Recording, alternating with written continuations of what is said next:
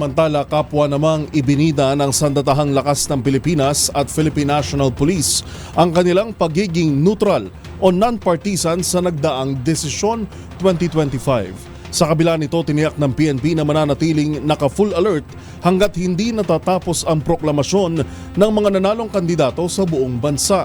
Tinutukan yan ni Edniel Parosa. Mananatiling naka-full alert ang pambansang pulisya kahit tapos na ang 2025 midterm at local elections. Paliwanag ni PNP Chief Public Information Officer Police Colonel Randolph Tuanyo, hihintayin ng hanay na makompleto ang proklamasyon sa buong bansa.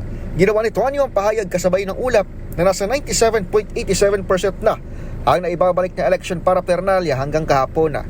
Batay sa ulap ng COMELEC, higit 99% naman ang dating ng election returns 2 araw makalipas ang botohan.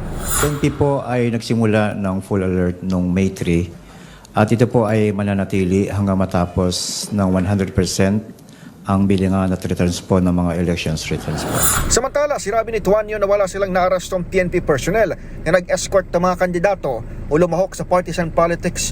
Ganito rin ang ibinida na Armed Forces of the Philippines ng pasalamatan ni Chief of Staff General Romeo Browner Jr. ang mga sundalo. Ayon sa General, nagawa ng militarang mandato nitong protektahan ng polling centers, pag-transport ng election para Pernalia at mag-augment sa seguridad ng mga kritikal na lugar.